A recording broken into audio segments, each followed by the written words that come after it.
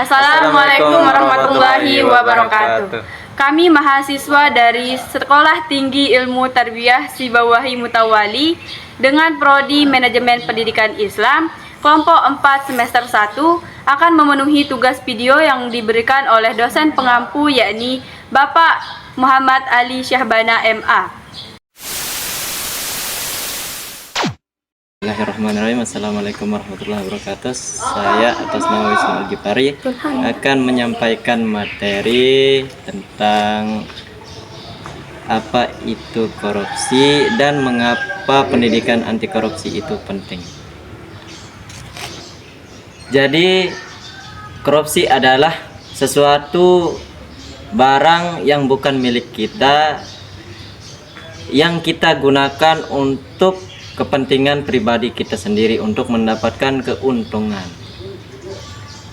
Seperti kita berbohong dan mencuri dan lain-lain. Contohnya seperti kita berbohong kepada seseorang untuk meminjam sesuatu barang untuk kepentingan pribadi kita dan menggunakan barang tersebut dalam keadaan yang tidak baik. Dan yang kedua, mengapa pendidikan anti korupsi itu penting? Pendidikan anti korupsi itu penting dikarenakan lemahnya kesadaran masyarakat karena tidak tahu konsekuensi yang didapatkan ketika melakukan korupsi. Di sini pendidikan anti korupsi berperan penting untuk menjadikan masyarakat yang lebih jujur dan bertanggung jawab dan transparan. Dan mungkin hanya itu materi dari saya. Sekian. Assalamualaikum warahmatullahi wabarakatuh. Saya atas nama Yulita akan menyampaikan materi yang berjudul Strategi dan Implementasi Pendidikan Anti Korupsi. Untuk mengetahui pendidikan anti korupsi itu berjalan dengan efektif, kita dapat melibatkan beberapa strategi, yaitu lingkungan sekolah, keluarga, dan media sosial. Strategi pertama yaitu mengintegrasikan pendidikan anti korupsi ke dalam kurikulum sekolah. Jadi, sekolah juga berperan penting dalam menanamkan nilai anti korupsi kepada siswa. Mungkin dapat melibatkan dalam pelajaran yang seperti pendidikan Pancasila dan kewarganegaraan, sejarah, dan agama. Ada juga beberapa materi yang bisa disampaikan di dalamnya. Di dalamnya, kita dapat menyelipkan beberapa materi seperti sejarah dan dampaknya korupsi ke dalam kehidupan masyarakat. Yang kedua, pentingnya nilai kejujuran. Dan yang ketiga, cara menangani tindakan anti korupsi tersebut. Strategi kedua yaitu memberikan teladan dalam kehidupan sehari-hari. Jadi di sini, guru, orang tua, dan pejabat publik harus menjadi contoh nyata dalam kehidupan untuk menanamkan nilai integritas kejujuran, agar anak-anak lebih memahami bahwa nilai kejujuran itu adalah nilai yang paling penting di kehidupan sehari-hari.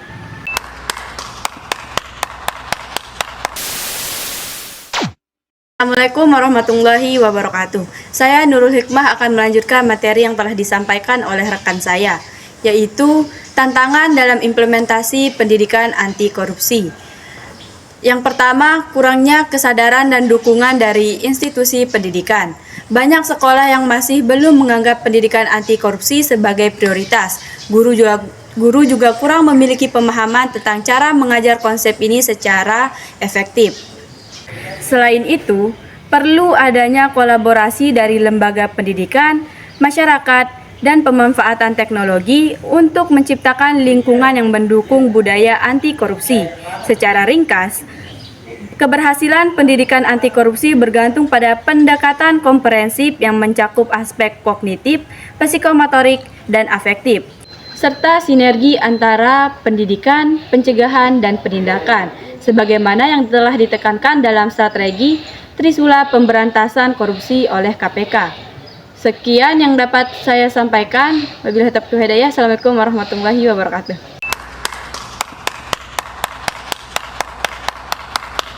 Saya akan menyampaikan kesimpulan dari materi-materi yang telah disampaikan oleh saya dan pemateri yang lain atau rekan-rekan saya.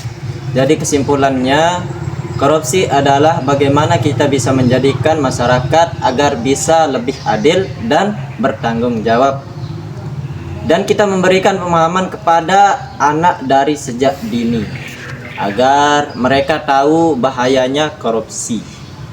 Dan bagaimana kita bisa memperkuat atau bisa menjaga bangsa Indonesia ini agar bebas dari korupsi, yaitu pendidikan adalah kunci utama yang kita harus perkuat agar kita tidak terjerumus kepada yang namanya korupsi. Dan hanya itu yang bisa saya sampaikan dan rekan-rekan saya. Sekian, assalamualaikum warahmatullahi wabarakatuh.